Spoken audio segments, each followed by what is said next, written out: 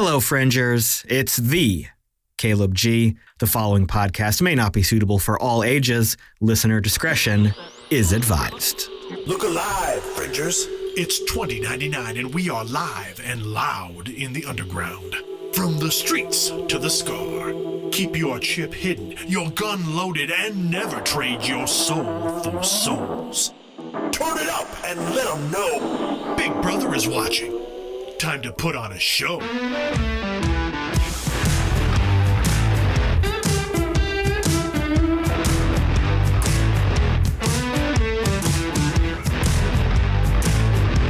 Hello, Fringers. Howdy, cats and kittens. Welcome to Neon Trails, the new IDENTECO actual play. I am your game runner, the Caleb G, and I am thrilled to be telling this story along with all of the talented performers you see on your screen now. But before we meet these lovely people, we do have to get some housekeeping out of the way. Neon Trails will be streaming every other Tuesday right here on twitch.tv/IDENTECO. As a special treat, because you're all so good, we're happy to announce that Chaos Inc. will be returning next week. That's right, IDENTECO will be here weekly, delivering cyberpunk, action, and general shenanigans. Chaos Inc. kicks off on the 18th of July with a special episode featuring the return of everyone's favorite Dot, playing Stitches. We will be learning what happened with her while she was recovering with the mysterious group Providence. Bum bum. Not associated with Law & Order. All of the action will be kicking off at 9 p.m. Eastern, 6 p.m. Pacific, and whatever other time that works out for you everywhere else. Since time zone math is ridiculous, you can also catch up on all things IDENTECO over youtube.com/IDENTECO. Not only is there an archive of episodes, but there's also a new series starring a very handsome individual. I won't say who, but he's in this stream on how to play the game. Please help us spread the IDENTECO propaganda and reach more Fringers out there by subscribing on YouTube, liking and commenting on those old videos. Also look for IDENTECO on the podcatcher of your choice, and stay in the loop on everything we're doing by following us on the socials. That's at IDENTECO on the dumpster fire, Twitter, and at Humanoid Games on Threads. You can also visit playidenteco.com, where you can read the basic rules for free, find our latest adventure, The Good Doctor, and pick up books, stickers, and other merch to support the show. Like this hoodie that's not available anymore. Oh, wait. This is a preview. No. This is a preview of a new Game Runner screen. What? That will be coming soon. Oh, Look my at all goodness. those beautiful tables. And I did some art for the back of it. And some art. Oh, my goodness. Yeah. I think I know some of those characters that's in that art. Are there any dick butts on that? Yes, there is. In true IDENTECO tradition, there is a dick butt on it. And no, for those asking, Alex still doesn't know where it's at. Good keep it that job. way. Good job. Good job, everybody. Ask me weekly. Yeah. And to support us playing this game, just like on Angel City Stories, you can spend channel points here on Twitch to give players, or even me, rerolls for the game. The longer you watch, the more points you get to spend on your favorite players. If you give me any points, one, you're going to have to tell me because I'm not watching the chat because there's just too much going on, and I'll do my best to keep it very interesting. With all of that out of the way, let's meet our Neon Trails cast. First off, he's running the boards, he's producing the show, he's a hell of a guy. It's Mallo playing Galen. Hello, everyone, and welcome into tonight's episode. We already have rewards in the chat. Thank you. Boom. Thank you. Yeah, it's starting already. I love this. Look at this hype coming in. The kids still say lit? Is that a thing? I don't know if that's a... Okay, it's lit. Yeah, I can ask just... I'm just going to go with it. I'm so old. Next up, she did not start the fire, but she will keep it burning with the corpses of her enemies. It is Wild playing B. Hello, everybody. It's good to see you again. Happy to start some chaos. Next up, beyond the myth, beyond the legend, it's the main man himself, Pete, playing Dog. Oh, hey, it's me. Dog. Hi. And there's a cat in the background. Oh. Good timing. On brand. Good job. Love it. Need I say less, more? We're good. There's a cat. That's all we need. And now we are ecstatic to welcome 2 new players to the Identico team, from Thousand Faces cosplay to impressive individuals who bring passion and beauty to every costume they build, bodybuilders and mental health advocates. Lauren playing Drall. Hello, darlings. You need something? Let's go. Come for me. I'm the And Ethan playing Mox. Thank you so much for having us here. So excited to join you guys, and for once in my life not to be running the game. Oh. Well, that's my job. So, Bless you. now that we are here, let's get started. Metroplexes dominate the skyline. Gods of chrome and neon, feeding on human time and energy sacrificed at the altar of capitalism. A heart beating with trade, commerce, business, pumps out an endless supply of noise and light. These bleed out, flowing over the fringes and polluting the land. Metroplexes push out the night and challenge the day with their terrible, bright existence. But there is quiet yet to be found in the country of America. Not in the Scar. Its silence strains with the weight of terrible action grown from selfish fear. Quiet is in the waste, where they are not pierced through with roads moving sacrificial goods from plex to plex. The wastes are ignored by the elite, who think all good things come from corporate factories. But those living and thriving in the wastes know that there is vibrant life to be found. A hard life, to be sure. One of scavenging for necessities and fighting for survival. One of patiently waiting for the right opportunity. One of the wisdom to know when to stop waiting and to make your own opportunities. It's a place such as this where our story starts. On a chilly, moonless night, a lone figure waits at a crossroads. He paces, checking the time again. Suddenly, an engine roars, startling him from his anxious impatience. The night is parted by headlights from a massive vehicle lumbering over the dunes and gravel. It stirs up a cloud of dust as it grinds to a halt.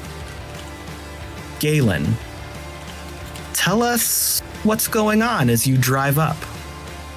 Galen is a bounty hunter and is on the trail of his latest quarry. And he's tracked them out to the middle of bloody nowhere, and he's not happy about it, but he's hoping that at least he can get something going, because he's borrowed enough money from Drall at this point. I think she's tired of his bullshit, and he probably needs to pay her back. So he's really hoping for this one to come through for him. Speaking of Drall, I believe there is a guest on your vehicle, Galen. Who might that be? Well, it is Drall. She came with me, thankfully. Someone's got to make sure this gets done. Okay. It's not just your ass on the line. It's my financial security. I moved out here and teamed up with you because you said we could get financial security. And so far, let's just say we're taking the long game. How about it? We'll take the long game. Yeah, we'll get there eventually. Okay. Probably. I mean, maybe. Galen holds out his glow, and a holographic projection comes out of it, and you see this old man, like with a crazed look in his eyes, kind of like circling with it, and you just see the name Mox, and some, basic kind of, information about him and things like that, last whereabouts seen, things like that, and then the price on it being 20,000 souls. And he just kind of like looks at it and he's like, this could be it. And he kind of flicks it back and kind of puts it in his coat pocket. As he gets out of the vehicle, he tries to kind of slowly get up to an outcropping in this like area I'm assuming that like there's like some rocks and things he can try to hide. The vehicle that he's driving is an old, think of it like an extended Winnebago.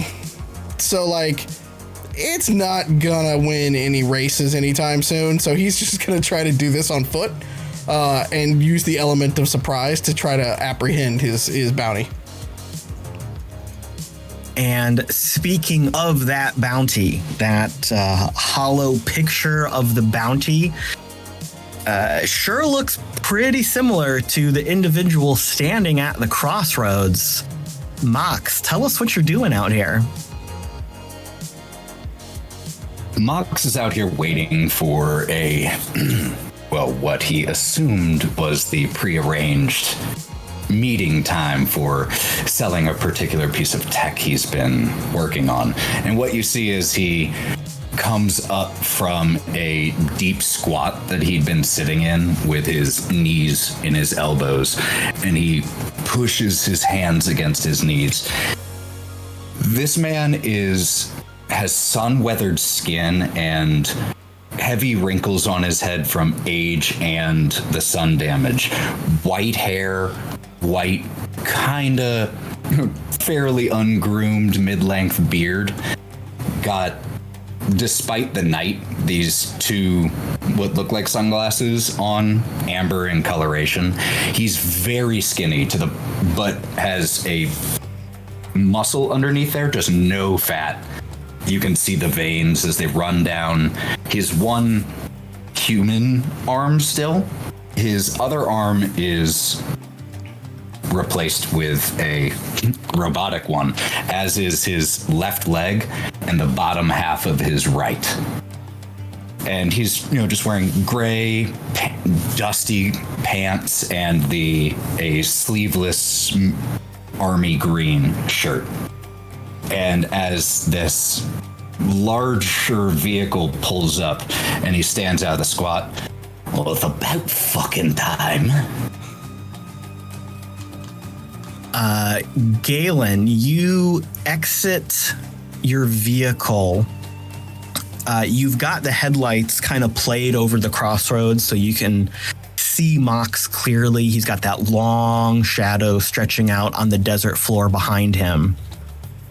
Do you want to kind of immediately not roll out, but as you step out, move into cover before you engage with him?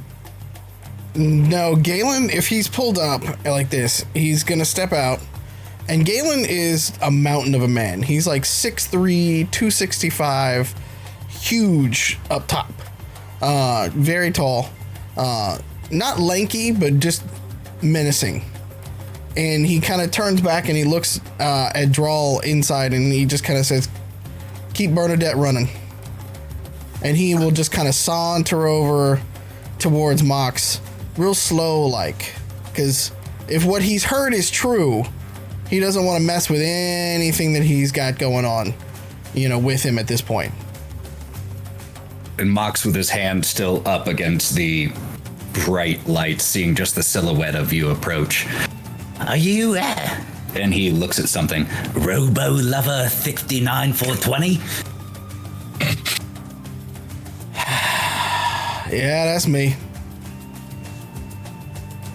Took you fucking time getting here. You get lost on the way, did you?" He turns back to Bernadette and he's like, "Look, it gets where we need to go. You got what it came for?" No, I heard that. I could hear that you need to get at least 5 things repaired on there from half a mile away. Yeah. You got the money then? Galen does kind of like slowly continue to walk towards him and stuff like that. Hey. We're not that kind of friend yet, huh? You can toss it down. You got those bright lights I can see it, boy. And Galen will pull out a package in a like really dusty manila folder and toss the package on the ground kind of halfway in between Mox and Galen. As you do, Mox sees it land in front of him, and he looks over his shoulder to the left and gives as he gestures his head forward, and loping out of the shadows to where Galen tossed the packet is a Doberman who grabs it and walks back over to Mox. Is it all there? He kind of looks at you as best you can, and Galen is sort of silhouetted behind this, and he goes, "It's all there." You wouldn't be offended if I counted out in front of you, would you? Fucking hell. Do you want to do a deal or not? I waited here. You were supposed to be here by sundown. You know that, right? It's the middle of the fucking night now. I waited for you for 2 fucking hours. You can wait for me to finish counting this. As this exchange is happening, voices carry in the desert, especially at night. This exchange, muffled over distance, comes across the ears of B. What are you doing out here in the desert at night, B?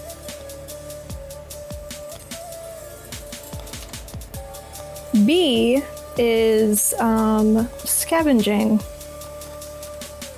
out past the rocks and the walls of where B grew up, looking for little bits and bobs to put in a shop, making sure that we have enough gears and rockets to make it through the next week.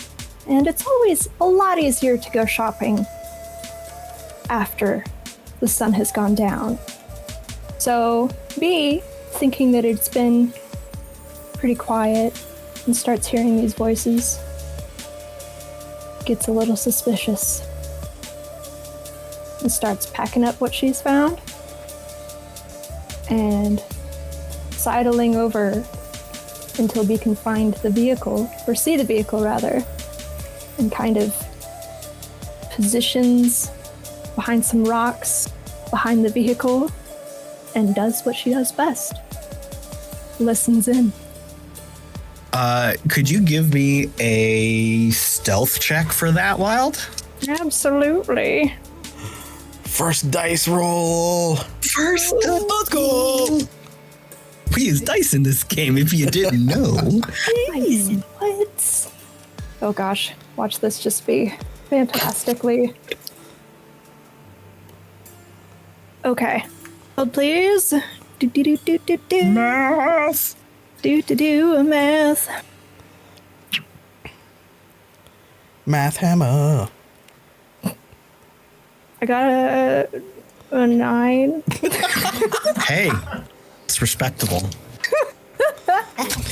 All right, so you're just gonna hang there for a minute with that 9. Thank you. Mox, you are busy counting money. Galen, how focused are you on what's happening right now? Of him counting the money or of us getting ambushed? Because that would be Galen's first thought. Yeah. What's your situational awareness right now? His whole plan at this point is to grab Mox, get him in the vehicle, and get out of there as quickly as he can. Okay. But he chose the middle of the desert and the crossroads so he could try to see anybody coming up as much as possible. Because let's just say he's had a run of bad luck lately, and things haven't always gone according to plan. And Bernadette. Does Bernadette have a suite of sensors and cameras? Or is she more of just a straightforward, get you where you're going kind of car? It's got a sensor RV package. It's Okay. from like the 2080s. But it'll do-ish. It's the best it can find right now. And Drall knows how to use that, right? probably. Not like it's hard or anything like that. I just really don't want to be in the thing and just kind of be passive. But yeah, I'll do it, I guess. So, Drall, while you're sitting inside Bernadette, I'm sure you hate these seats. They're brown shag, by the way, just to make it perfect. Oh, immaculate. Cozy. Yeah, it's immaculate on the inside. It's only the Stroke it finest. every now and again. Yeah, rub the fuzzy wall.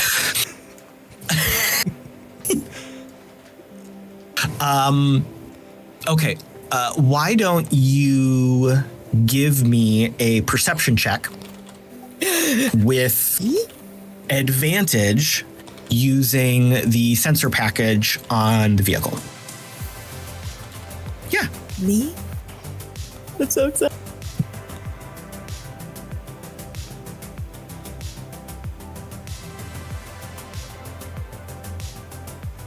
Oh, okay. So the first one's a 21. Oh, Probably going to keep she's that. got it where it counts. That's the winner. That's the winner. The 20. All right. So on the screens, on the holo panels inside Bernadette, you've got a nice clear visual, even through the bright spotlights, of Galen and Mox. You've got kind of like preliminary bio scans of them. There's just information. Mox's bounty card is like playing on a little subscreen. You've got information about what's going on. You and Galen, of course, made this plan. You've also got kind of like a sonar screen, almost like radius sweeps going on outside of Bernadette. And you see that you've got a heat signature of a single individual coming up on one side, probably 50 feet away, and just hanging out.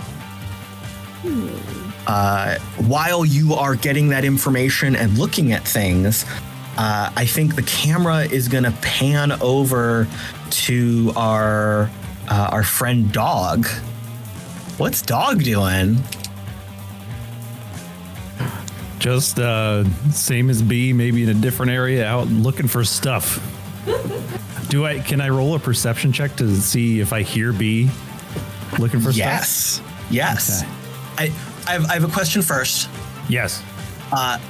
What did you use to get from where you came from to here? Because I for some reason I feel like Dog rides a bicycle. No, he's not that eco-friendly, unfortunately. Oh, okay. He definitely has a pickup truck that is beat to hell. Okay. Not in any way as nice as the Winnebago. Like inside and out, it is just beat up. I love it. It is just a machine for function, not for like comfort or anything like that. Okay. So you had the truck parked out kind of in the middle of nowhere. And you just kind of rooting around looking for stuff. If you want to give me just a general perception check. Let's see here. I rolled an 11. So here's what we're going to say. You were farther out than B was. You were farther out than B was. You heard the Winnebago pull up, but it's like, it's just someone out here. Whatever. I'm out here. They're out here. It didn't pull your attention. But then out of the corner of your eye, kind of in that halo of light pollution from the Winnebago, you saw a figure that you know is B. Scooch up and like just hide behind a little rock. And maybe there's like a cactus next to him, like, and you kind of see this in not silhouette, but like kind of dark against the bright light. And you're just like, okay. But I know I recognize it as B. Yes, absolutely. Okay. If I'm looking for stuff and there's somebody out in my area, I'm going to holler out if I know that it's B. I'm like, B, what are you doing out here? This is good hunting out here. I ain't paying for this shit. Did you bring? Fuck. I'll probably fire my gun up in the air. I just told you. So Galen and Mox. Mox absolutely scatters. Like, money still. Before Keeping the money. Before Mox can do anything, Galen is quick drawing on him and being like, what the frack is this? You got boys out here? What the fucking shit are you talking about? You think I would bring someone out You think here? I'm stupid? And he's got a very large pistol pointed at Mox. You're making it very difficult to answer that question. Well, you got a few more minutes to answer that question then. How about we get somewhere where they're not fucking shooting at us before we have a calm discussion? These ain't your boys? No, they're not my fucking boys. All right, get in the Winnebago. Let's go. Shit. Are you moving back to the Winnebago, Mox? Yeah, but he's got kind of like one eye on Mox and like one eye on the dog because he's like, Sure. Shots have been fired, people are screaming, and he's like, I'm not losing this in his head. Like, I picture Mox holding the money like a contestant that came out of one of those wind tunnel boxes and he just grabbing dollar bills. It's like, I've gotten some money. This is in my neck, in my shirt. 100%. Like, a few fall out, and the Doberman just kind of scoops them up. Scoops them up. All right. So Move your ass, move your ass, move your ass. Escalation has happened. Let's get it moving.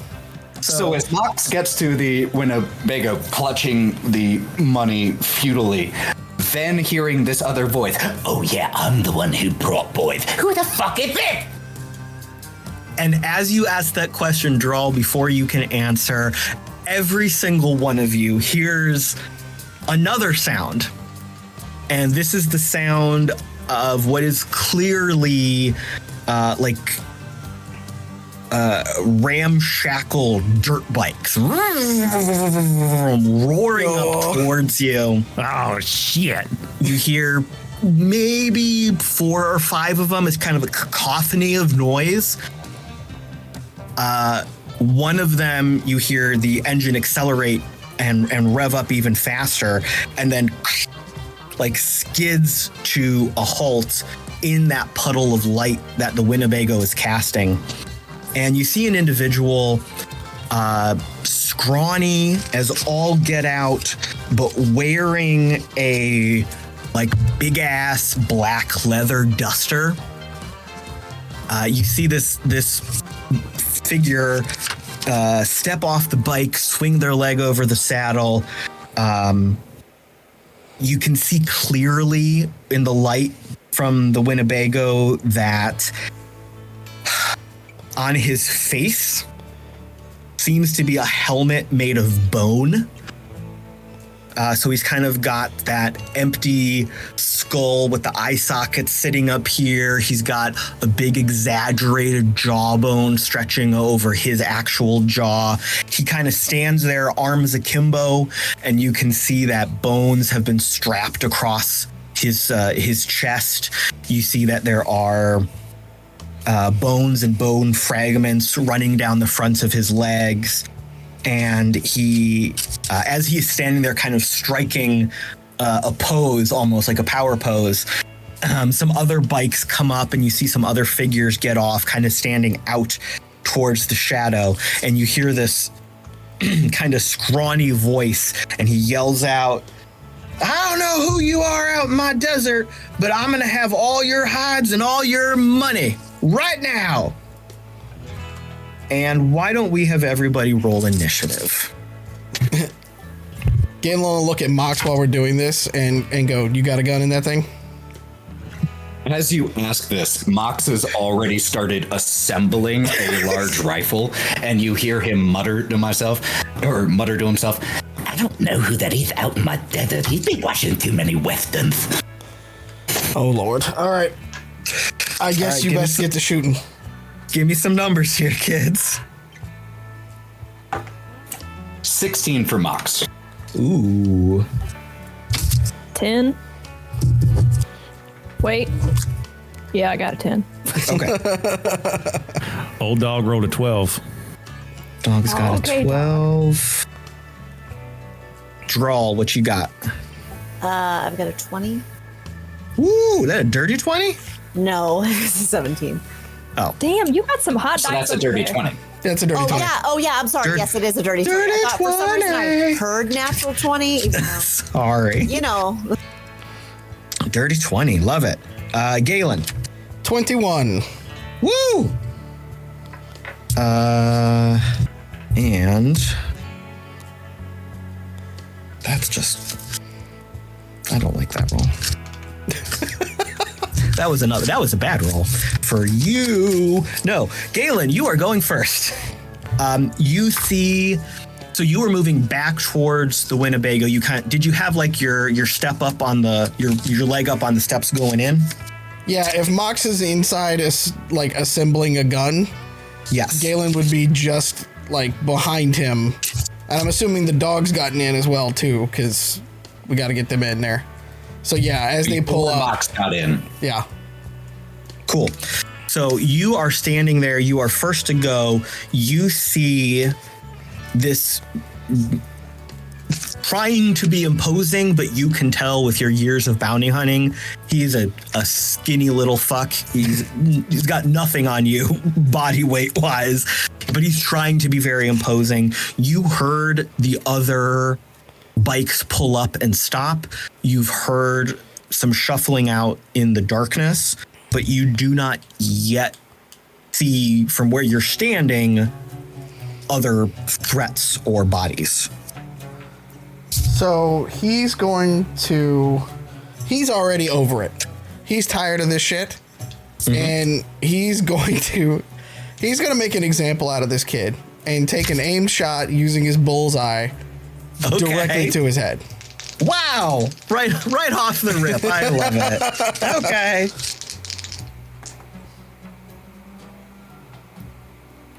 It's not the worst. That's not the worst. 17. Yup, you hit. first hit. Let's go. Let's go. Where are my regates? Polititis. Rude. First blood. Getting those dice for rolling damage. That's what we do in actual play. 13 damage. Oh. So just as he's getting in there, he sees this scrawny little kid pull up and monologue at him and just lifts gun. Gun was pointed at Mox. Gun now goes directly to the kid and fires. It's a 45 caliber pistol, so. Okay. So you shoot this kid in the head. And that's just rude. So he had given his little monologue and he kind of turned his head to the side, and you're not sure if he was turning to like really try to land that power pose that he probably saw in a video or a comic book, or if he was going to talk to somebody. But you crack him like right at the temple. You shatter this bone off of his face. His blood erupts over his eyes, is pouring down his jaw, across his chest, and he falls to the ground, ass over tea kettle. And you can see him like scrambling to try to regain. He's stunned. His bell has been rung. He's just completely out of sorts, and he's just like and he's just freaking out. Drall, you're gonna go next. As for part of Galen's movement, he's gonna jump in the Winnebago and scream, "Drall, Sure. get us going!" Shit.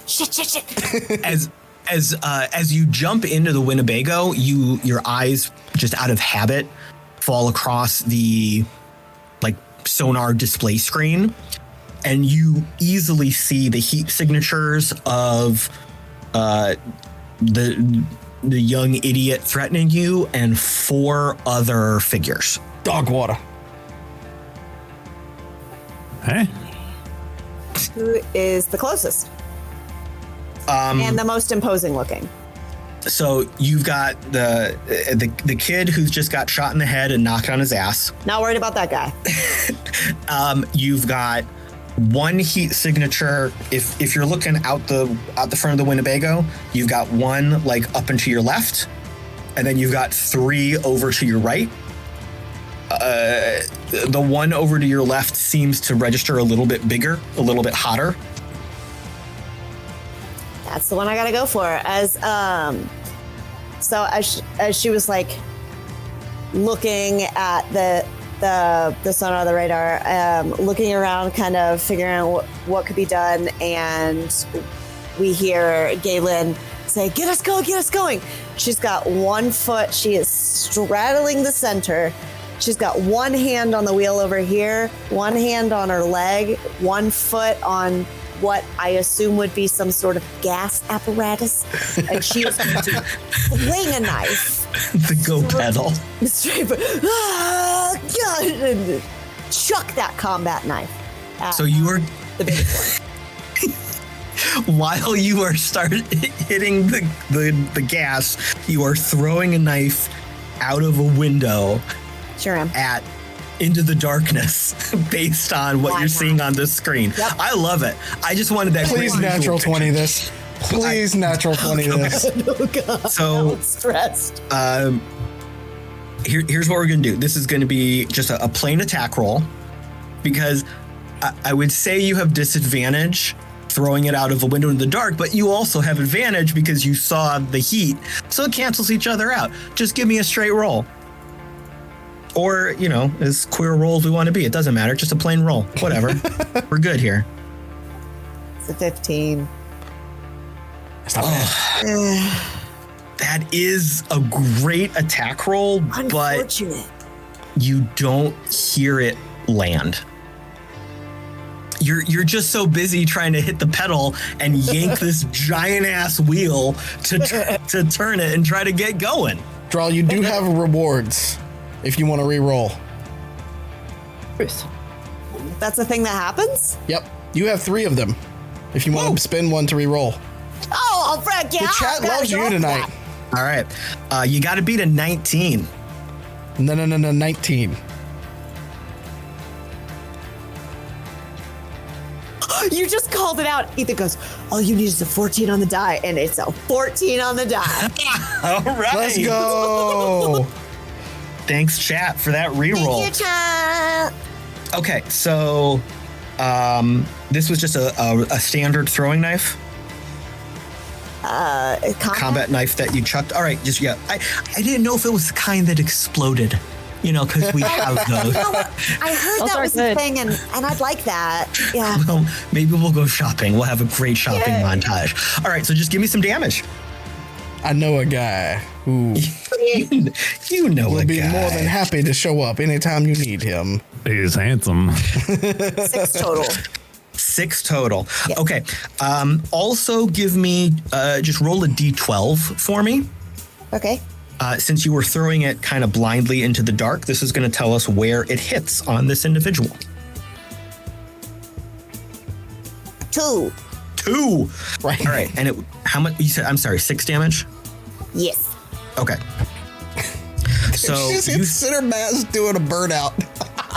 So your skill as a warrior kicks in. You pulled it back to throw, and then you're like, something feels wrong. You just change the angle of your shoulder a little bit. You put a little English on it as you throw it. I know how to throw knives. These are totally words you use for throwing knives. And you flick that knife out there nicely.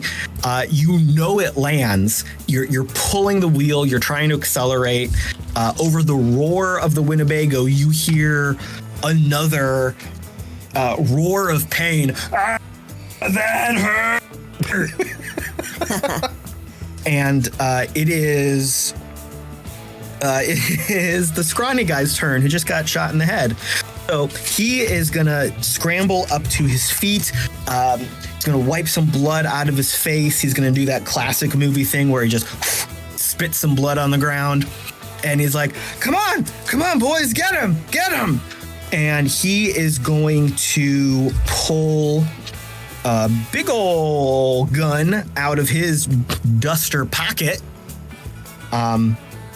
It's one of those like big ol' handguns, but it's really ramshackle. There's a bunch of tape on the handle. It's like a barrel from a different gun. It's really rusty. Like the sight is taped on. There's some thread hanging off of it. This is not a great gun, but he thinks it's awesome. And he's just going to take 2 wild shots in the direction of the Winnebago.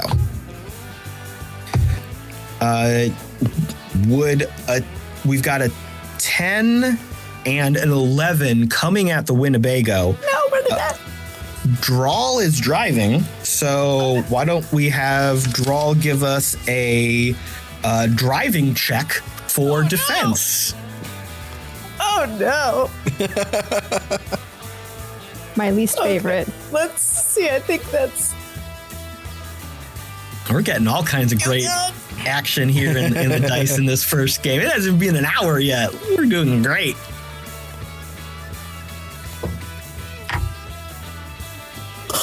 Natural 20. All right. Party on. Party in the USA, as the kids used to say. Verified. It's my first time using these dice and I'm in love. Nice. Awesome. So this isn't even hard. You saw this kid get up out of the corner of your eye. You predicted he was going to take a shot. You've got great purchase on the tires. You found a patch of sand that has some really good traction. You're peeling out. You bring it under control. The shots go wide. Not even hard. And Mox, that's going to make it your turn. So do we still have people closing the gap on us? Because you said there were bikes.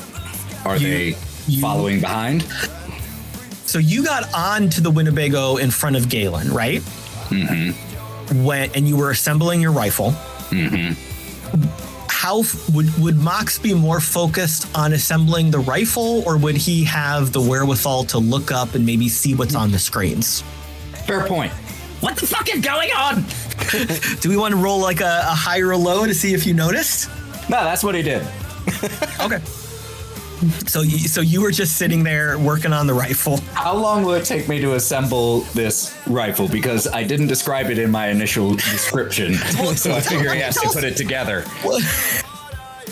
Okay. I just want to know how many turns I'm going to be doing. You know what? I'll say this turn, you are very focused on assembling that rifle, and you're not quite sure what's going on. Okay. Also, the Winnebago just launched off and did a really cool turn swerve maneuver, so that probably threw you for a loop. That's fair.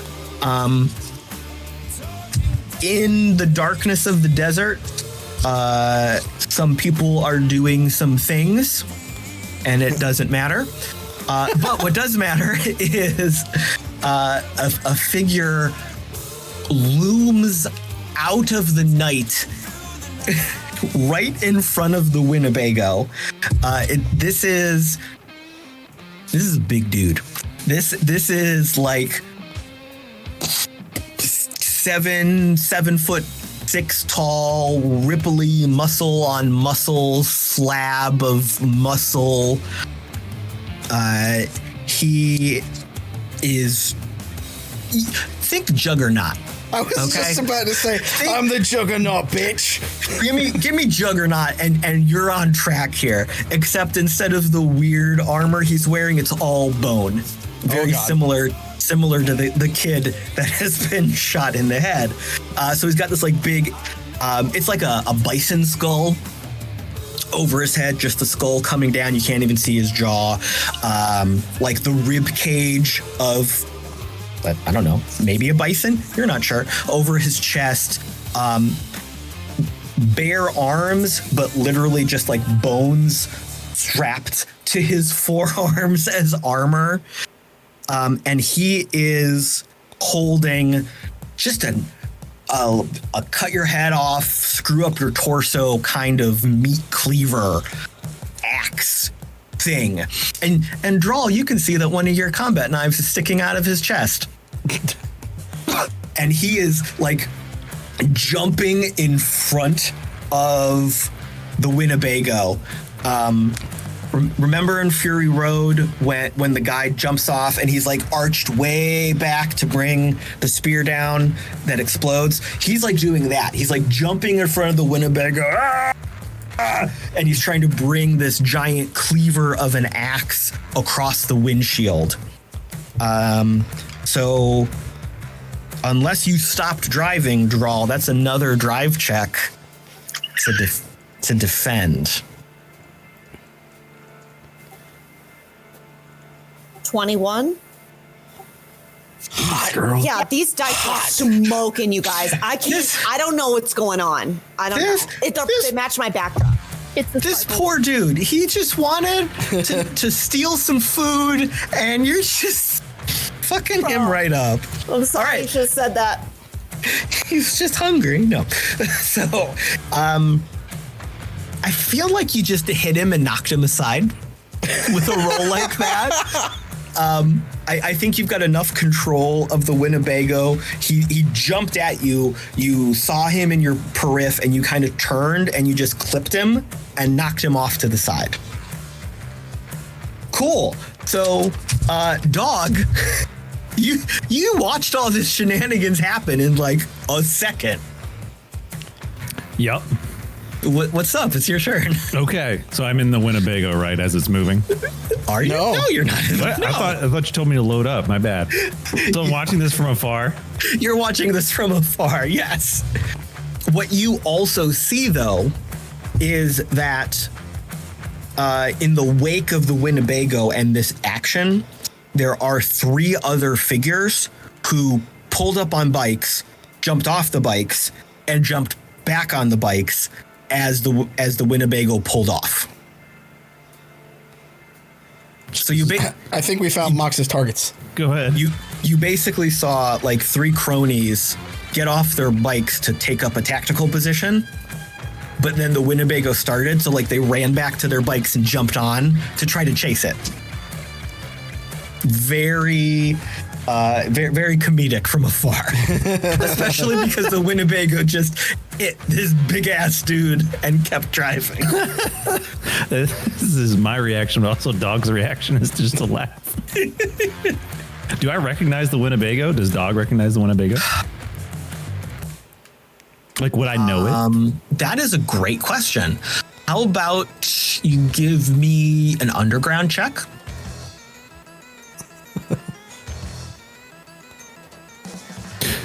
14.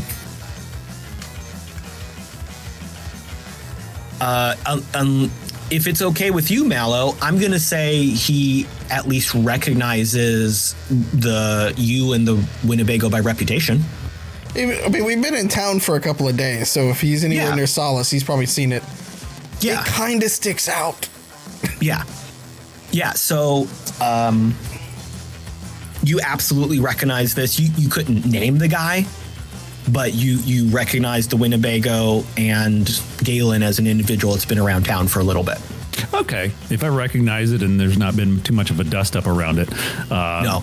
Dog is going to be interested and, laughing to himself. He's going to, he already fired his pistol into the air, so that's out. But he's also going to take out his very crude handmade machete and the other hand just start kind of walking towards, just to investigate, like, what's laughing at? What's going on over here? All right. So, yeah, you were a little ways out, kind of out where your truck was parked. So if you just kind of start moseying on over that way, you're going to be moving towards the action, but you wouldn't be there in this combat round or anything.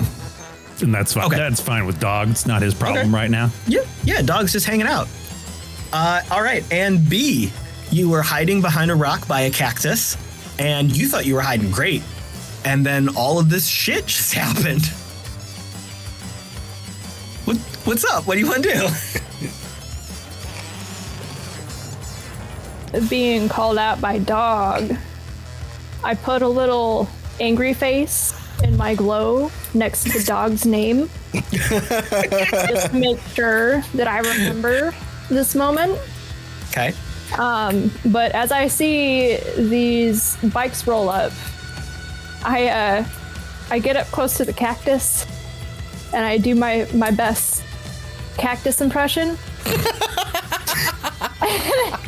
And I just try to stay as quiet as possible. Okay. As I'm still trying to just watch this shit show go down. And I point, like, I look over at Dog, and I have, like, I'm gonna have my pistol in my upheld hand right here, just in case he yells again, so I can shoot him in the kneecap. Okay. So he'll be quiet. Okay. So you are still in the same position. The Winnebago pulled away from you. That's fine. And you also see these other 3 individuals, just like I described, pull up, get off the bikes, scramble back to the bikes, and take off. They have not seen you at all. I'm muttering under my breath as quietly as possible, like, stupid motherfuckers. I hope at least one of these bikes dies so that I can get some primo salvage, because this is just one of the worst freaking nights. Okay, so that's going to take us back to top of the order. Galen, what's up? So Galen's gonna spend his movement getting up, because I imagine with all this swerving and stuff like that, he was not ready. Yeah, absolutely not. And he kind of fell on the couch. So he's going to kind of like lean around the couch and like open a window. Okay. And can I see anything that's chasing us if I open a window? Yes, absolutely. At this point, you see 3 desert dirt bikes. I see a trail at least. You see the trail. Yeah. You've got the rear lights from the Winnebago. You see their headlights. Yeah. Got it. You can Okay. see all 3 of them clearly. No problem. I think we're just going to take some shots in that direction to try to slow him down. Because, she's got it where it counts, but he's not going to outrun these, unfortunately. All right. So you've got 3 of them out there. Are you going to target all of them or just one of them? I can only take 2 shots, so I'm just going to target one of them and just take a couple pot shots. Cool. Oh, dear. Beat a 13. Well, I got an 18 and a natural 20. Woof. All right. So were you just more pot shotting towards the person or the bike? I'm trying to aim center mass to try to knock him off, but I've got I still got to roll location because I didn't aim. Yeah, you didn't aim. Okay, so give me the natural 20 location first. So I will have hit him in the right arm for 14 damage. Woof. All right. Bye arm. Yeah. Welcome to Identico. We target limbs a lot. I don't want them following me. Oh, that's unfortunate for him. The second shot's also in the right arm. Oh my god, you just shot this kid's arm off. Yeah, I've done enough damage to completely blow it away. Oh yeah, it's gone. Yeah. All right, so... arm perker. Okay, all right. So you saw 3 bikes coming up behind you. One kind of like Delta formation. Like one was up front, 2 were kind of behind. You just took 2 random shots out. You hit this poor kid. He wasn't even wearing armor. This dude was like... That's his fault. That's totally his fault. This was like one of the kids from Borderlands with just the gas mask, bare chest. You know, but it was just a skull. You know, on theme, it was just a skull. And he's all painted up in the chest. He's all scary, and he was probably doing one of those like, let's go guys, and he has one arm up, and you just shoot this thing clean off. Kid is so shocked. The bike just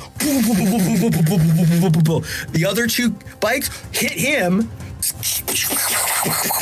spinning through the air, massive collision, fireball explosion. B, you just saw 3 bikes explode that you could probably go salvage. And now it's Drall's turn. Well, Love this. I'm throwing these guys behind me. They're gone. Whatever.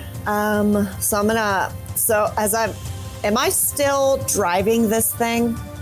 She's in Bryce. Galen, did you kick her out, or is she still in charge? I'm still straddling this thing here. She still got it at the moment. Yeah. Yeah, because Galen was shooting out the window. Yep, you're driving. Okay, can't sidearm. So I'm gonna glance down at the radar sonar thing. Okay, So the tech readout. You heard the explosion and you see the blossom of heat behind you. You can intuit that it's a big explosion. And that's it. Anybody around me, immediate vicinity? Who do I need to get with this car? I forgot about the other two for a second. I was so caught up in the explosions.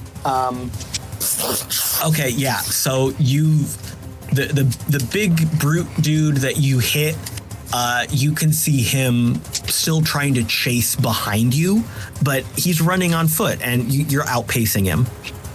And since you've been moving quickly, kind of at the very edge of the radar sonar scanner, you can see another heat signature, probably that kid. But he's not there's no threat moving towards you in your immediate vicinity. That's a way easier way to say that. Cool. So she is at this point going to take her leg off from the other seat, sit firmly in the driver's seat. Well, and is gonna kind of look over at Galen and say, "Well, I guess this is kind of doing this shit." And I'm gonna keep driving. Yeah. All right. I'm gonna make a roll here for this poor kid. Wah, wah. Well, if this was a movie, I think the camera would pan away from the scene of the action, and with the light of the explosion as a backdrop, we see this kid who was trying to be such a big shot kind of stand up a little bit, holding his head where he got shot. There's still blood coming down. And you just see him sigh.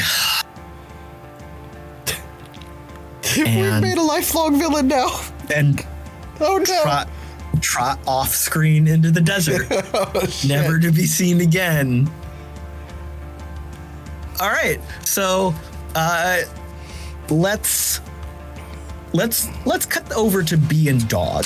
So all of this stuff just happened. There was a big old explosion, and there's a Winnebago driving off into the distance. How you feeling? What's going on? You know I was hiding. Why the hell did you shout for me? Shit job of hiding. Listen, next time you break any of my cover, I'm taking your kneecaps with me, and I'm wearing them as earrings. Whatever, looking for the same things. I ain't gonna pay for it from you if I can find it myself. Just trying to build stuff. Uh-huh. All right, well, if you want, you can help me salvage these bikes, but you get one, and I get the rest. Yeah, that's what I was thinking. Favor. Yeah, that's fine. What do you think was in that Winnebago with them shifty folk? Good driver, some people. I don't know. Guns, probably. Being out here. Clearly. Wonder if they have any money. Wonder if they need any gadgets. They gonna have money if we don't go get them backs. Well, that's true. All right, well, if you help me, I'll have my friend Ferdy make you up some food when we get back to the Solace. Shoot, I like food. Okay. All right. So we're just gonna, I'm gonna set to salvaging the bikes. Okay. I don't know what Dog's doing. Dog would probably walk over, hop in his pickup, and drive over to the bikes to toss one in the bed. B, what did B drive out into the waste on for scavenging? Does she have another pickup truck? Is she on a bicycle? What's she got? A motorcycle with a sidecar. Yes. Sounds like B may need some help hauling some stuff. I said there was food in it for you. All right, that's fine. That's fair. All right. Okay, so so you've got the wreckage of 3 desert kitted dirt bikes. You recognize shit quality bikes. Like, these have clearly been rebuilt and broken down multiple times. You've worked on similar things. This is nothing you haven't seen before. They've all been decorated with bone fragments and skulls, very on theme to whatever this little gang was trying to do. Speaking of the gang, there's definitely some body parts you got to shake off of some of these bikes.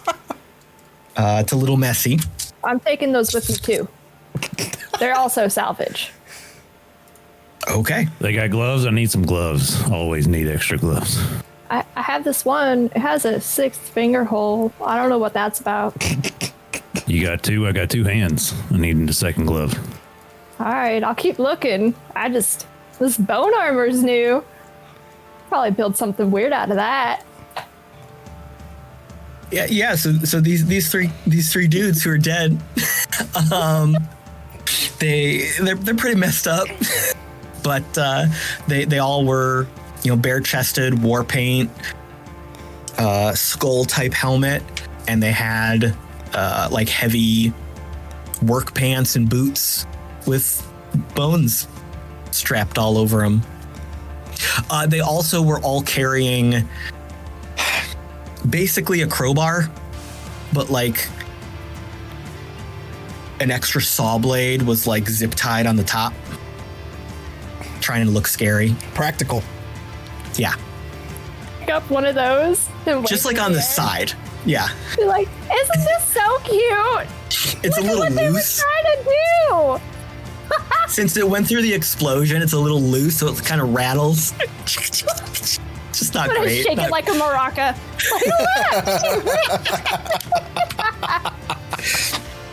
And then toss it back onto the ground, because clearly that's useless. Yeah. All right. So it takes, I don't know, 15, 20 minutes probably to load the stuff all up in the truck. And are you going to head back to Solace? I mean, between the two of us, at least for B, I don't want to speak for Dog, but I have plenty of things to go through right now. All right. Break down, get Ferdy to get some cooking done. Did the Winnebago drive off? It did. Okay, then yeah, I'll head back. Okay. Let's cut back to the Winnebago. Is Drall still driving, or has Galen taken back over? That's up to Drall, really. This shit is so fun. You did not tell me that being the getaway guy was the coolest job ever. What am I doing? What am I doing? I should be doing this all the time. You make a mighty fine getaway, girl. Let me tell you now. That was some fancy driving right there. Completely by chance. Let me assure you, I've never done this before in my life. There's a time for everything. Indeed. So, to be clear, no one left currently chasing us as Mox sticks a head out the window to look? Because no one told me. Yeah.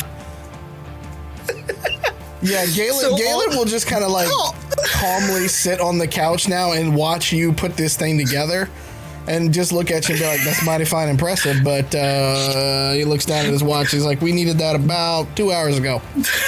I want it to happen like Mox was so focused on getting it together, and then he pulls it up and he brings it out the back window already, and y'all are like 10 miles away from the fight at this point.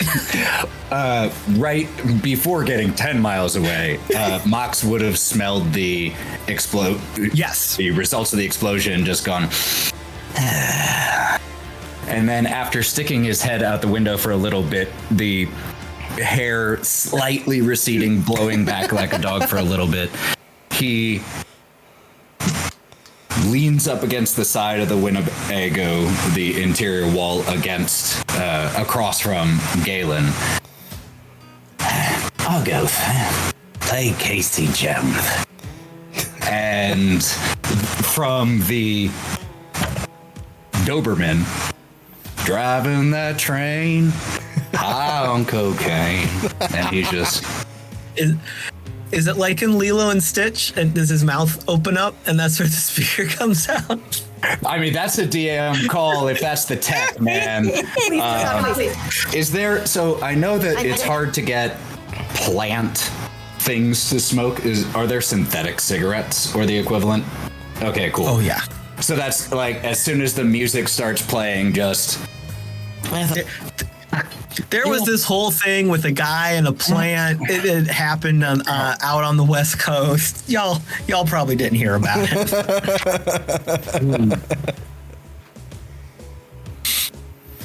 All right. Yo, guys, huh? And Galen will just look at Mox as he's taking a drag and all like that. And he just, so that's what you scientist types do. You get into fights and smoke stuff. No, we're not fucking normally. Oh. This isn't exactly how I chose to spend my Wednesday, you know. You want one? Yes. I got a few extra. digs out another, and as you kind of hit a uneven patch, stumbles a little, walking up to where Drall is and hands you one. What's your deal anyway? What are you willing to share? You know, funny enough, I was thinking about asking you all the same question because Looks around the Winnebago, which I'm sure has inside of it indications of your profession. You know, your supplies. What else is in the inside of the Winnebago? What's it look like, Galen? It looks like it's still coming out of the 2070s in terms of style. Lot of brown lush carpet. A lot of dirty dishes in the sink. It looks like kind of a rundown bachelor pad inside at the moment. You know, it's very spacious though. It's cozy. It's cozy. So as Mox walks back and stumbles again, sliding down the interior wall, because, and please don't take this personally, looking around here, I'm not exactly convinced that you were that interested in what I was selling, so why don't we, all three of us, cut the bullshit? You threw a fucking knife out the door and hit someone. You made things go boom, which for the record, I approve of that. But somehow I'm not, it isn't adding up to my brain, you see. And Galen will take out his glow and then kind of set it out horizontally and have Mox's image comes up with the bounty piece on it. Shit, how much am I worth? You're worth 20,000 to me alive. 20,000. But and he still has the gun in his right hand. And he kind of leans in a little bit closer to Mox, and he's like, "But the thing that you're carrying," and he points back to the stuff with him and all like that. He's like, "That's the real deal." So, so and the thing that he's carrying, by the way, about yay big and not literally held together with duct tape, but you wouldn't be that surprised if it were a, functional ingredient to the recipe.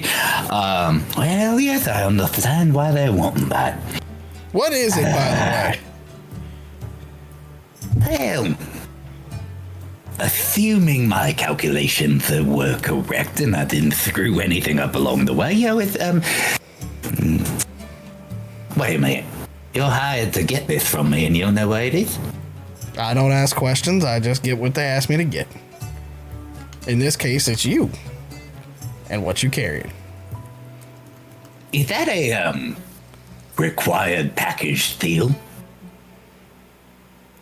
Assuming that one of them were to become mysteriously separated from the other, would the other be able to leave?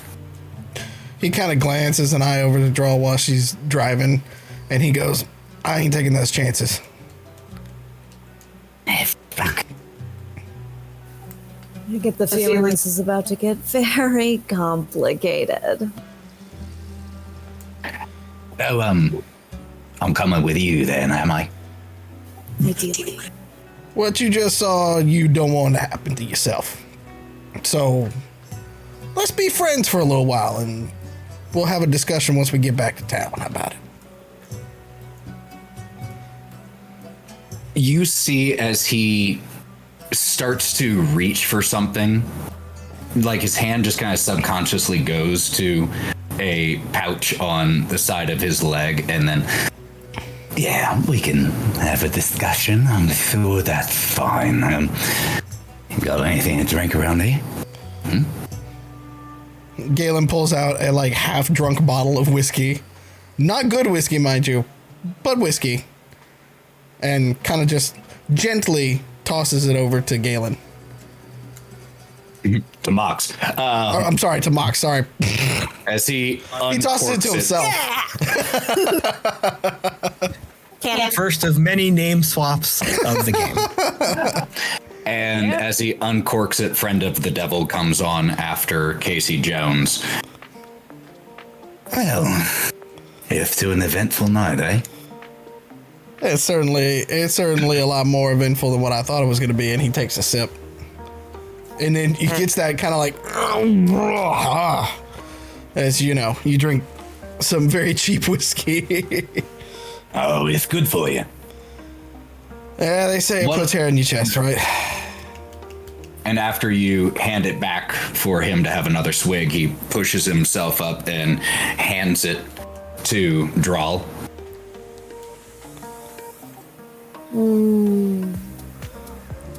You know, apparently they used to have rules about doing that while you were driving crazy, isn't it? The thing they used to worry about. Some of them still do. And she takes it and hands it back. Oh, God, we gotta get you some better shit.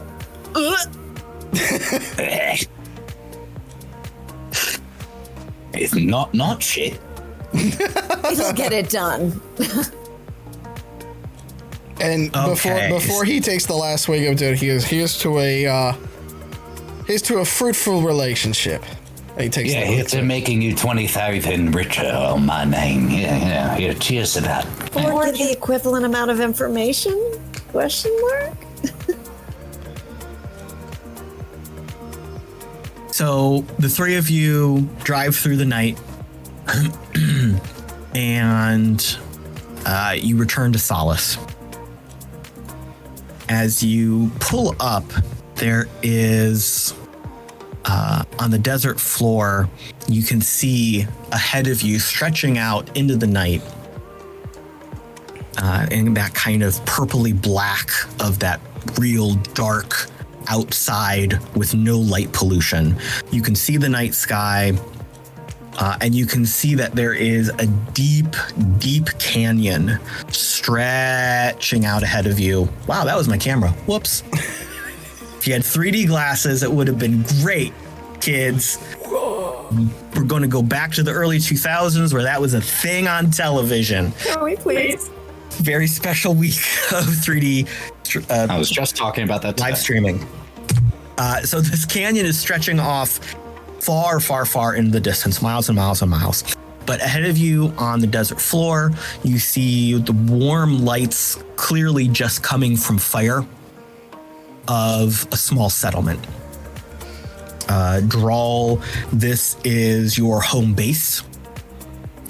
Galen kind of has been your guest for a couple days, coming to do this job with you, calling in a favor from you. Mox, you have been out here wandering around the desert doing stuff, but you've never been to this specific settlement. So as the Winnebago pulls up, very classic, typical, tropey, Wild West cowboy settlement. Small, ramshackle buildings. One is clearly the center of town because it's bigger. A tavern of some sort, probably. You can see a handful of small outbuildings for food storage, outhouses, some smaller shacks where people live. You can see some stables for some livestock. Seems pretty run-of-the-mill. Drall, you get out of the Winnebago and walk basically straight through the town, ignoring it. Galen, you are following in Drall's footsteps. Mox, you're a little bit puzzled because you heard them talking about coming to a town to finish up business, and now you're basically ignoring this town. And Galen will put his pistol away and just kind of play cool, so long as Mox plays cool, he'll play cool, because we're just kind of making our way through the town. And you get to kind of the back end of town from where you're walking. You've walked through what would you think of very stereotypically as a main street. And you get to a building that is run down and abandoned by the look of it from the outside. But Drall, you walk up to it and you hit a panel and it responds biometrically and it slides to the side and you tap in a code and the ground in front of you parts and you walk onto a little platform that then descends into the ground. Yes. As Drall is punching info into this, Mox wants to try to get away and hide. No, you bastard. Okay. I'll touch you, okay? Okay, so let's do an initiative check. Not to start combat, but just to see who's got the drop on who. Ah, shit. I also have quick draw. That's right, you do have quick draw. Bringing out the big guns. And so try to stealth, but then do it so she doesn't see me leaving. Well, what would Mox do? Would he try to find a shadow to duck into, or would he? His goal is shadow duck in, make his way back to where the Winnebago was parked and steal it. Okay, so okay, so we'll continue with the initiative check, just to see who would act first. Okay. Drall has quick draw. You got a 12. Galen, what'd you get? Got a 16. Okay, so both Drall and Galen, as you're standing there, you see Mox start to book. And he gets like 2 paces out, and both of you can react before he gets too far away. As he gets just a couple paces away, the lower half of his right leg, that mechanical one, looks like it just locks up for a second. And as he's running, he goes expecting it to extend and just Shit, fuck. Okay. There was beautiful scenery over this way, I've noticed. It's a lovely town you have here. We going? Just fucking don't. Keep your voice down. There are families. Okay? In.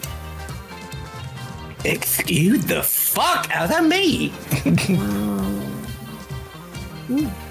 It's got spice. Galen will step behind Mox and just give him a light little shove to remind him that he's at least a head or two, I think, above Mox at that point. And just kind of get him going towards where we need him to go. And as you push him, Mox is still like just hammer fisting on the connection point of his like, What, you stupid fucking thing? So as Galen's getting it under control, I just reach in. This is supposed to be quiet and easy. What have you brought into my home, friends? What is this? Money, hopefully. It's a little dry. Yeah, let's try to keep it. Let's try to keep it between the lines. How about it? Okay. Gonna go into my place. All right. So you get back to the platform and it descends into the cliffside. Above you, the doors slide shut again. Internal lights kick on. It's very well lit.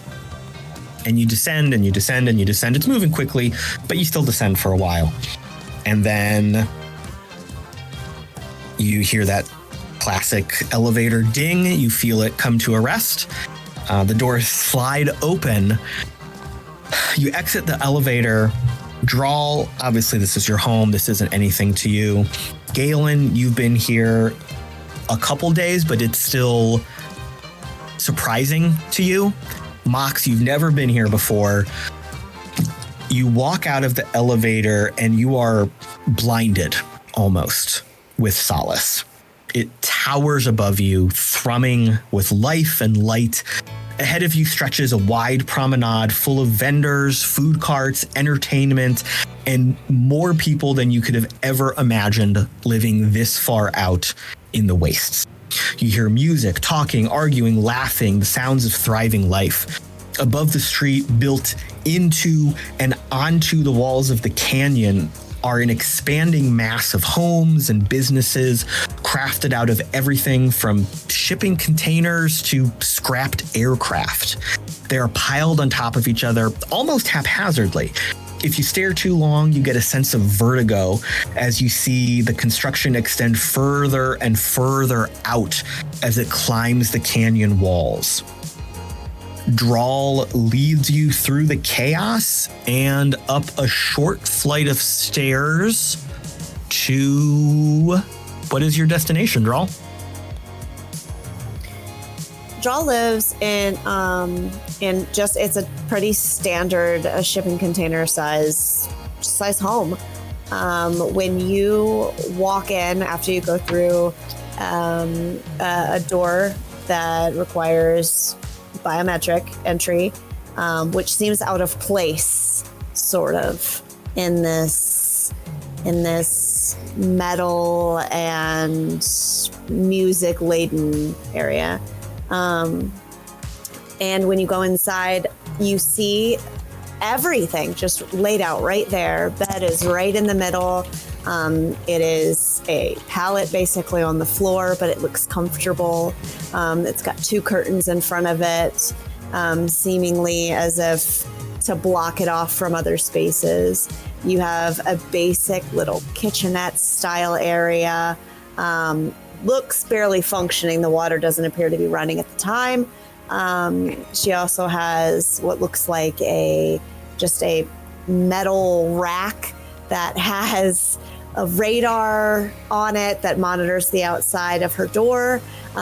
She has two metal bars that go over the inside of the door. And there are what look to have been potentially plants in these little pots in the corner, now completely and totally withered, the skeletons of what they once were.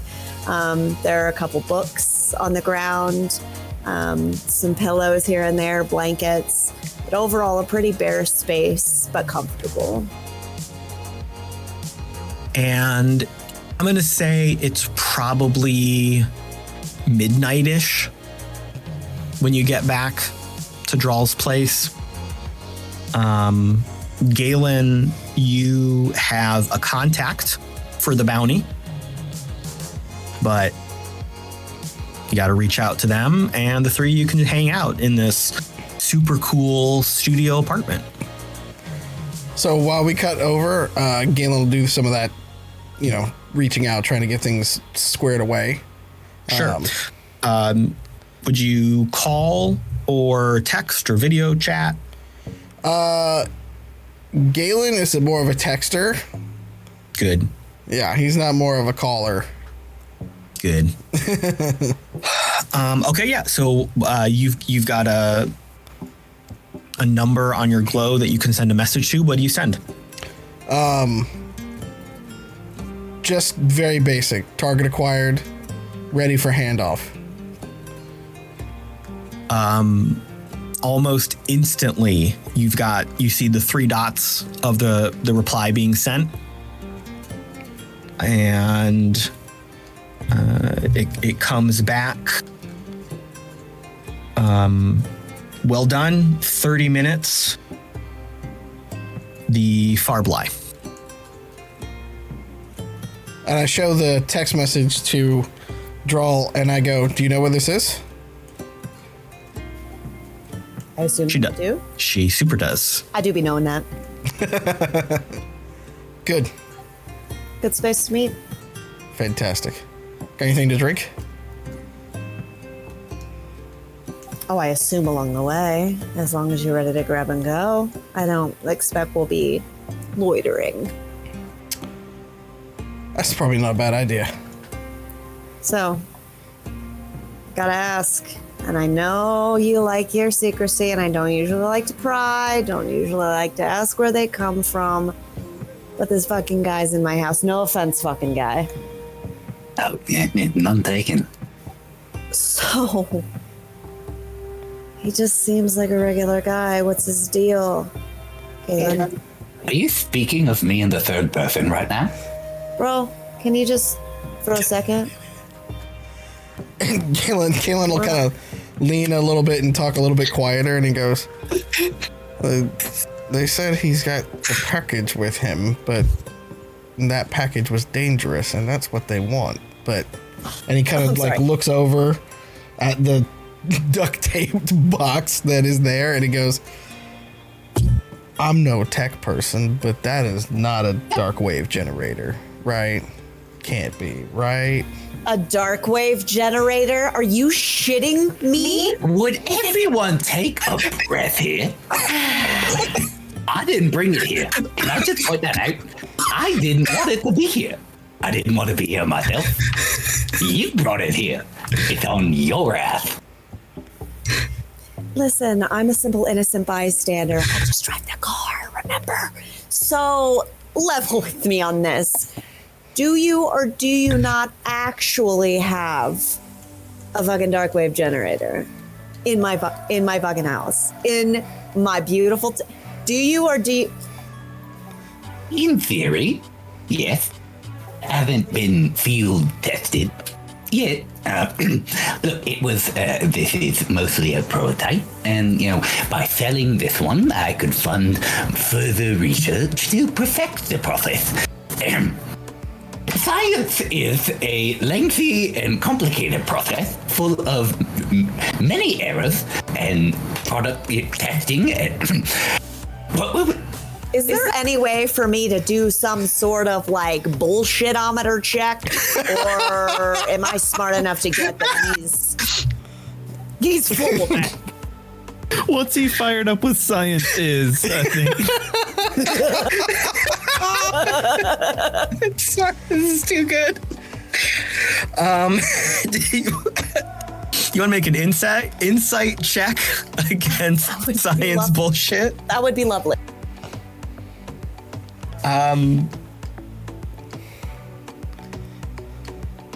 Yeah, my persuasion was a 5. I got a 10. Oh, there you go. There you go. All right. So, Drall. Well, let me ask you first, Drall.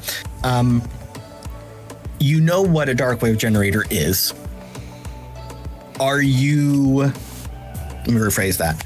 How much does Drall know about like the mechanics side of things, the engineering, the electronics? I've got a guy for that. I just know what it can do, and that it can fetch a price. Okay. And that it can often be misused, and I don't want that either. Right. Okay. So looking at the thing, other than it looking super shitty, you have no idea if what is built and he's holding is legit or not. But your skill of reading people, interacting with people, you know that there's some sort of bullshit happening.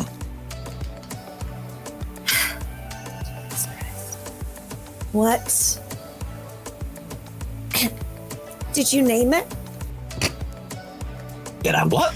Did you give it a name?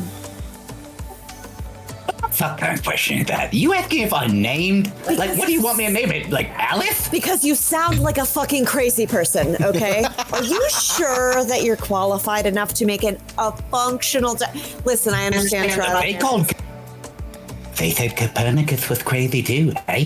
Galileo, you know? So many of us have been called crazy. So to be called that by a Luddite, such as yourself, might not be, that big of an insult to me, if you'll excuse me for not taking your judgment to heart. Oh, you better sit the fuck down. Okay?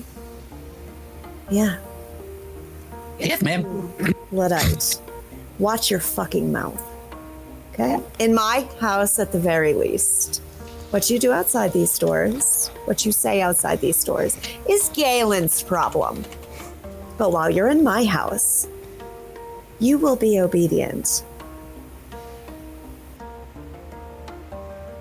I'm trying to be a fancy pants McGrath.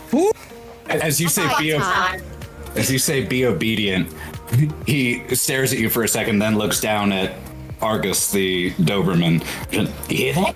You better listen. See, he'll be good, don't worry. Nice and obedient for you. What's his name again? Argus. Argos. August. Play Red Sector A by Rush. You can't just... And it starts playing. Starts doing it. And she crosses her arms and she gives a little crook of a smile and she goes, I knew you'd be useful. And she is going to plop down on her bed. Galen. Wait a minute. Wait. Time out. Did you just ask him to play Rush? Yeah, why not? Don't you like the classics? He turns his long forgotten classics at this stage. He angles his upper torso a little bit, and you see tattooed on his upper arm is the skeleton with the roses in the hair from the Grateful Dead album. And then she scoops up and she says, "Crisscross applesauce, hands on her." Crisscross applesauce. You can tell I was a teacher. You're an adult. Hands on her knees. Hands on her knees and leans towards Galen. Galen. Mox. Can we keep him? No, not Mox. Sit the fuck down. What's on me? No, can't we keep him? Let's get our money, and then we'll see if we can keep old dipshit McGeefin. They just need the box, right? They don't need the guy, right? Let's ask. What's the worst thing they get? You know these people better than I do. What's the worst they're going to say? Yeah, the worst thing they'll say is, nah. And they'll go our separate ways and we won't work together anymore. But there's plenty of money to be had elsewhere. Trust me, mouths run. The worst they're gonna say is nah? Those are some of the nicest people offering 20,000 bounty. Meh. Well, they control the money, they control the street, they control. Doesn't really matter one way or the other. If they don't like something, they don't like something. Oh, wait. Stop. It's a drum solo. We wait for 20 minutes. Neil is the greatest drummer alive. Oh, sad. That's that story. Oh. All right, so you've got a great jam session, and it's just about time to have to leave to walk over to the bar. And you make your way there. Dog and Bee, you got back to Solace with your prizes. And what did you do after? Where'd you drop them off? What'd you do?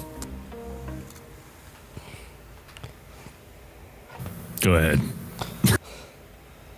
Thank you.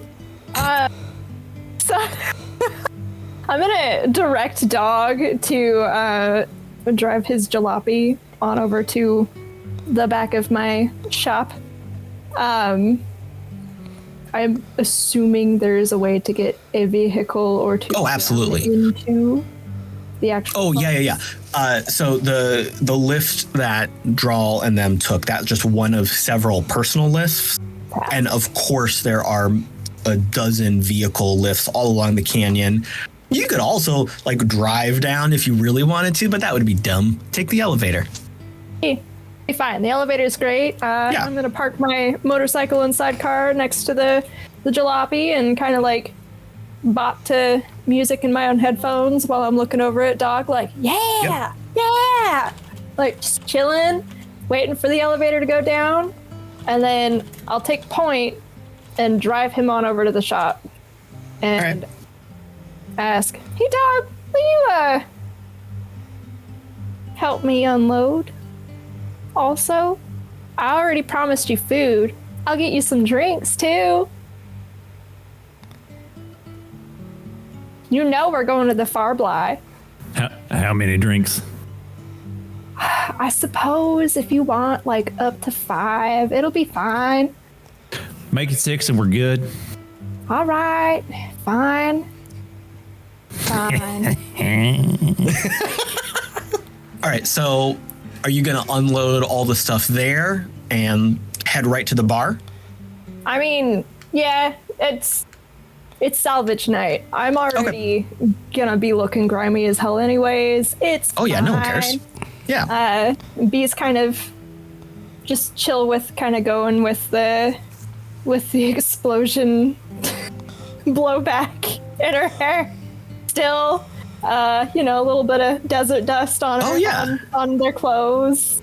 This is totally normal. And yeah, it's fine.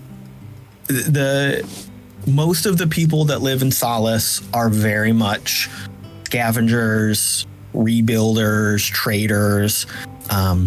Solace is both a safe haven for people that need to get out of other people's search parameters if they need to. It is a waypoint for travelers out in the wastes. It's kind of whatever anybody needs, as long as they know the right people to find it. That little ramshackle town up top, you all know, is very much a way to vet people who shouldn't be there and kind of protect the secret. You also know that a lot of what's in some of the buildings in Solace exists to keep Solace off the radar. So you know this is a safe place. You know you're among people you can trust. Anyone who comes into Solace pretty much is assumed to be there. They're allowed to be there, so it's safe. It's not like in the metroplexes where you're kind of going to lock yourself down and not trust the people around you. It's a very vibrant community. There's not much of real wood and plants, just because it's hard to have that kind of thing as a reality, but there's enough of that. There's enough synthetic. People are trying to live organically and creatively. There's artists, there's communes. This is a real cool place to be in this cyberpunk hellscape that the world is right now. So you drop off the salvage, you drop off the bodies. No one cares. Yes. I am going to take one of the arms that I found that has the bone armor on it, and I'm going to bring it to the Farbly because I have some questions, and I'm sure, somebody there will know what the hell this is. I want you, yes, and I want you to walk from your place to the bar just with this arm just I'm over your gonna shoulder. wave at people that I know with the hand and be like, "Oh, Yes, absolutely. how you doing?" Did you bring that thing in my goddamn truck? No, don't worry about it. I put all the body parts in my sidecar. I know you don't like cleaning up blood. I kind of believe you, but I kind of don't. That's 7 beers. 7 beers and some of those free bar peanuts. You drive a hard bargain. Yes, that's fine. All right. So the two of you get to the bar. Tell us about the bar as you walk in from this stroke of luck, this wonderful night of salvage. So the Farbly has the sign, the Barfly, up top. However, all of the locals here call it the Farbly because, we're clever, we're artsy, we're creative, and we just think it's kind of funny.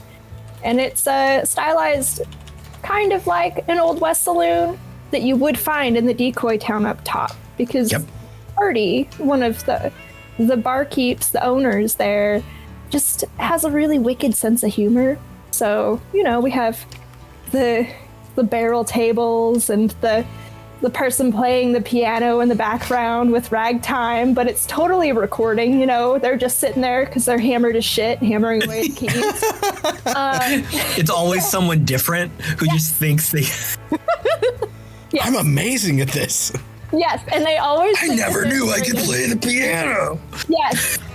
It just makes sense. It does. You just sit down and you're a prodigy, especially after one of them drinks that they sling you down the bar.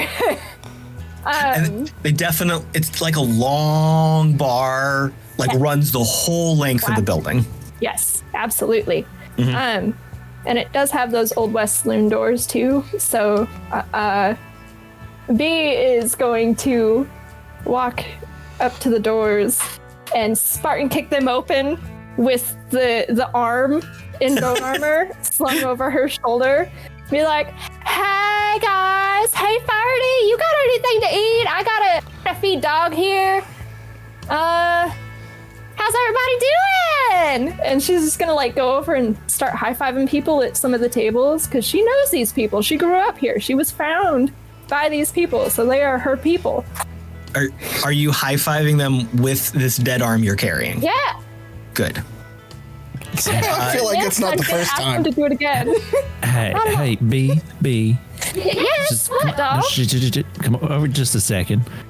Okay. Now, you know that I'm fine walking around at a 9 all the time, but maybe this with the arm, maybe we just bring it down to a 6.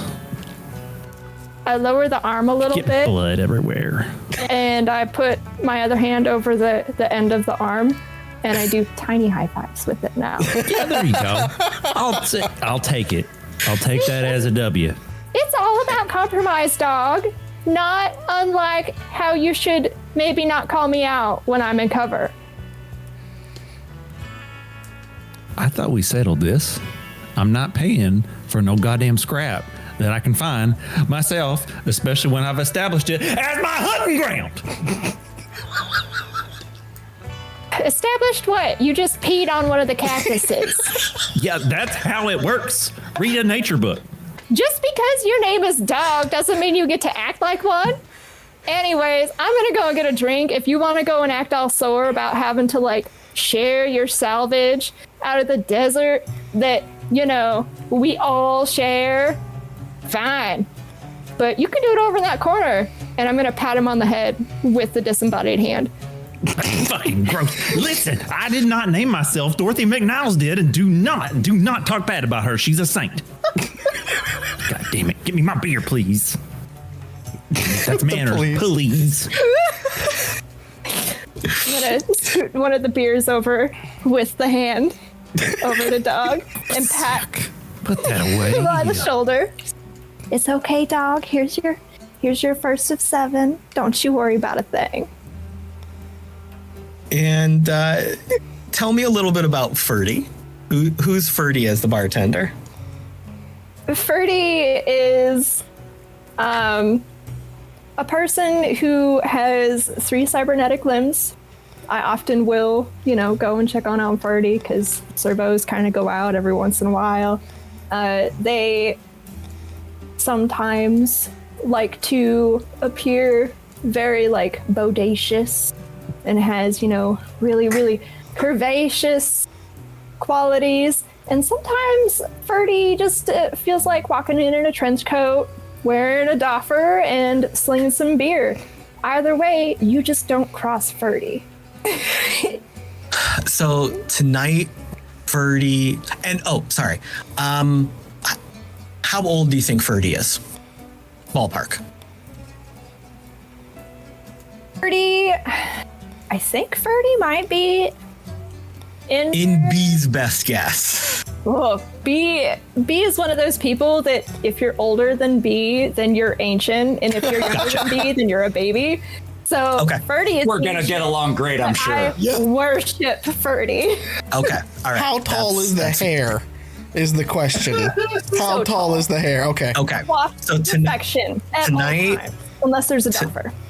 Right. Tonight, Ferdy has styled their hair up in a big gelled pompadour. They are wearing probably what used to be like a crisp white shirt, but it's been worn over the years. Still looks nice though. It's still clean. Buttoned up, nice bow tie, well tied, matching suspenders. Their sleeves are rolled up. You can see the cybernetics on their arms. They waved to you as you entered, but they were busy with a couple customers. And then you start doing all that shit with this cut off arm that you're carrying around. Ferdy, as you come back to get some beers, Ferdy is bringing you also a big bowl of snacks, just generic peanuts, crackers, chips. They put it on the table. B, why are you bringing a cut-off arm up in my bar? I thought it'd be good for questioning people, and I also thought it might make you laugh. Also, I mean, if you ever wanted to swap out your other arm, you could have 2. I don't want no bloody ass, cut off, dirty arm. You're bleeding on my floor. No. Ferdy, I know where the mop is. I will clean it up for you, I promise. I tried to tell her. Doc, you get out of here. I was going to reach over and grab the snacks. Slide them over. Free snacks. All right. Clean up the blood. Don't cause no more trouble tonight. Well, you want some dinner? Yes, please. I got chili.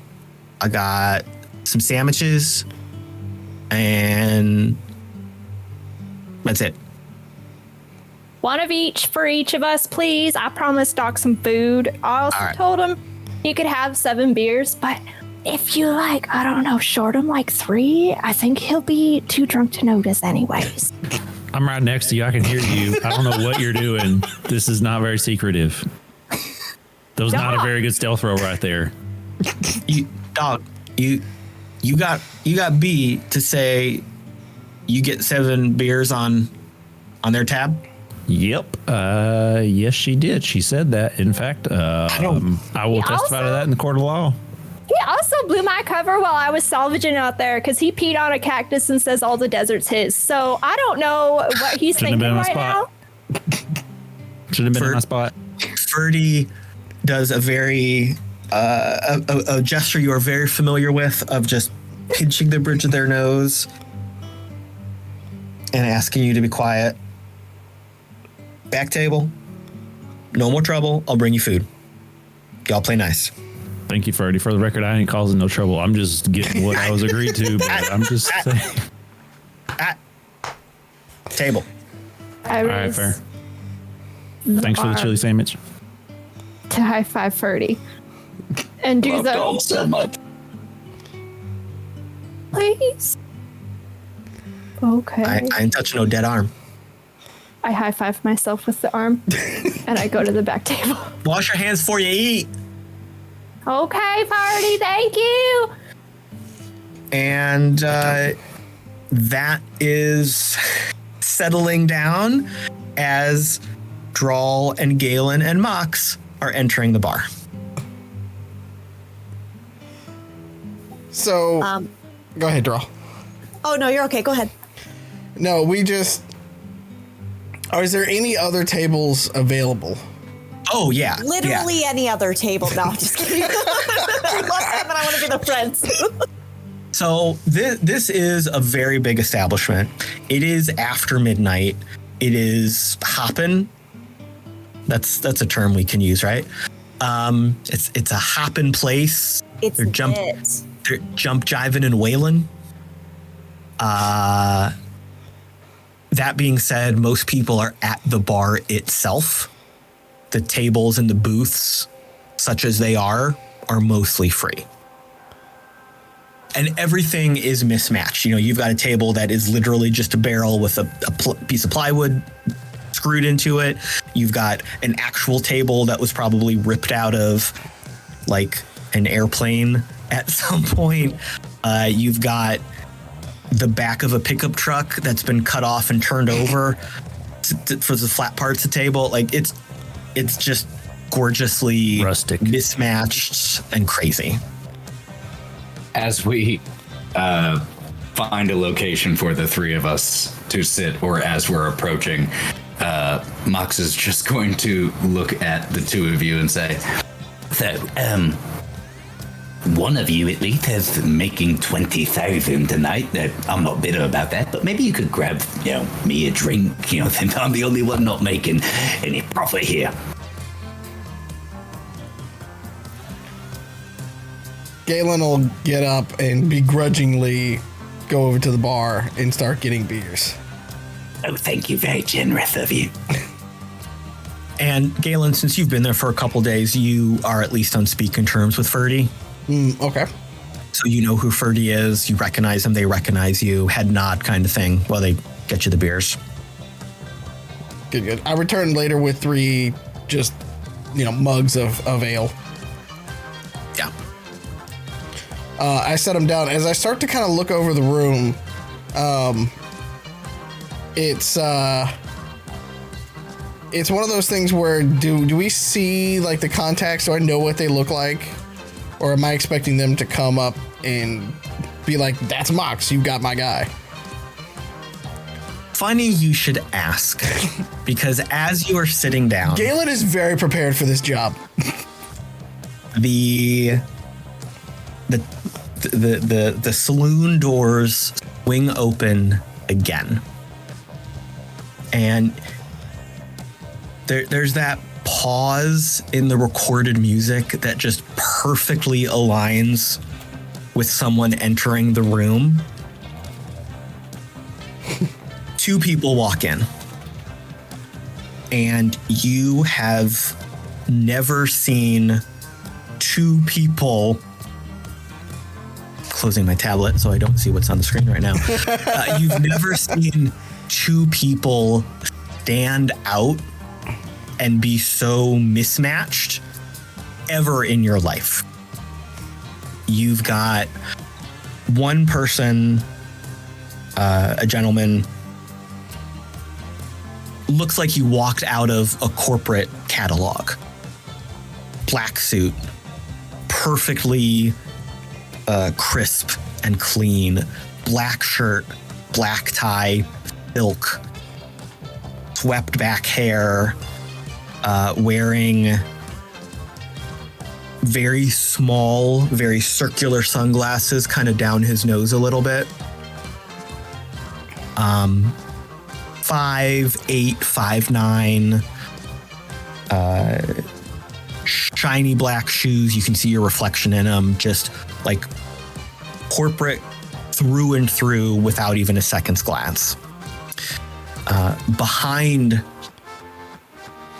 What was that? Oh, my cat's on the floor. Behind that individual, very tall, muscular, broad-shouldered Amazon goddess. Long hair in multiple braids and plaits kind of pulled back, like platinum blonde, muscular, beautiful makeup, ramrod straight, broad shoulders, wearing like a suit jacket, perfectly cut, perfectly tailored, pants, high heels, drop dead gorgeous. Again, corporate as corporate can be. And Drall immediately thinks, who let them in here? And Galen, you think that like a second later. And they walk in, there's that pause in the music, and then it keeps up, some ragtime. And they look around the room. Everyone ignores them. Like everyone looks and says, oh, what the fuck, whatever, and ignores them. They scan the room, look over at you, make a direct line to your table. And the shorter individual says, he glances at the three of you, eyes lock on Galen. I believe we had a meeting. I am Donovan Silt. Do you have the goods? Galen stands up, and he's in like all black, like Mad Max style leathers, with a leather duster on, and he'll take the hat off and kind of hold it over his chest like that and reach out his hand. Is Galen Gray. Nice to meet you. Please sit down. You extend your hand, and he does not shake it. Right. Straight to the Classic. point. Got it. They also do not sit down. Galen will turn back to Mox. Mox at that exact instant when Galen's kind of stammering and recovering from that, just leans forward. You're doing great. Galen will turn around and he'll look at Mox when he says that, and he's like, he uses his hat to go, well, all right, now show him the goods. That's what they're here for. Well, you want me here? Right here? It's the other stream lord. So Mox, do you put the thing on the table? Well, the first thing he says is like, Here? We're all sure about that. Okay. The two other figures just look at you coldly, coolly, waiting. And So this is it. You'll see here that it's still it's a bit of a work in progress, but we call this the beta. This is where we start. We need some feedback. Maybe some bug reports or things like that. But yeah, you very smart to get in on the ground level for this. Telling you. The figure that introduced themselves as Donovan just tips their head to the side, and that big Amazon goddess reaches into her jacket, pulls out a glow, hits a couple buttons on the touchscreen, kind of holds it over the device you put on the table, waits a second, shows the screen to Galen, or Donovan. Donovan looks at it. Yeah, good, right? What kind of bullshit are you trying to pull? What? I fucking said. Wait, me or him? Who are you upset at? And you know, that's what we're going to call it for tonight. Amazing. All right. That was our first episode of Neon Trails. I hope y'all enjoyed it. Thank you so much for watching on the stream. Thank you for people in the future who are going to be watching this. Before we kick off tonight, let's go around the horn and let everybody give a shout out and promotions. We will start with Mallo. If you would like to follow us and follow more of what I do, both inside and outside of Identico, follow me at the Mallo Man, literally everywhere on the planet. That's MALLOMAN, no W. And check me out there. All right. Wild, what you got? Sorry, Amazon lady. It's very distracting, wasn't it? I stumbled into that one and I just kept going. That's the last part of the episode I remember. Yeah, seriously, I just could. I mean, you can always find me just about anywhere. Wildling011. If you want to see me as a exploding tamale slinging, a riot starting, exploding knife having person, you can always check out one of the one of the other podcasts on Identico's YouTube. It is the Angel City Stories. I had a lot of fun with that, and I'm trying very hard not to again be Eve Tamales. So we're taking a good swerve here. Thanks for coming in, guys. It's good to see you. Pete, what you got? Oh, what she said, what Mallo said. Don't follow me on social media. I post about hot dogs and I don't do anything. He's not kidding. Go follow the Mallo Man and Wildling and play IDENTECO.com. Play this game. That's fucking it. Meats. You guys are, Master Meats and Meme Witch. That's all I got. Thank you for tuning in. Next. Lauren, can you recover and give us something? I'm not sorry. Don't be sorry. I don't think I can follow that. I am Lauren. I do cosplay and modeling in my daily life. You can follow us on Thousand Faces Cosplay. We're always raising money for animal-based charities anywhere we go. I know we're guesting at IchiCon in Denver at the end of the month. So if you want to see us in our face holes, come say hello. But I warned you. And the only thing I will add to that is that we are also having another live stream game where I'm the DM and Lauren is playing Bodhi the Stoner Turtle in Wild Beyond the Witchlight on Misty Mountain Streaming every Saturday at about 6 p.m. Central or so. We just did session 3, so session 4 is coming up on Saturday if you want to see me as a player and her as one of my favorite characters of all time. Thank you for having us, guys. It's awesome to be here. You guys are so wonderful. The banter is so much fun. I'm loving this. Freaking excited. Appreciate it. Let's go. Also, where am I beyond the Witchlight? How does that work? Wild Beyond the Witchlight? Yeah. Oh, that is... you're going places, babe. So you can... Sorry, I was trying to wait until so that we didn't get the echo.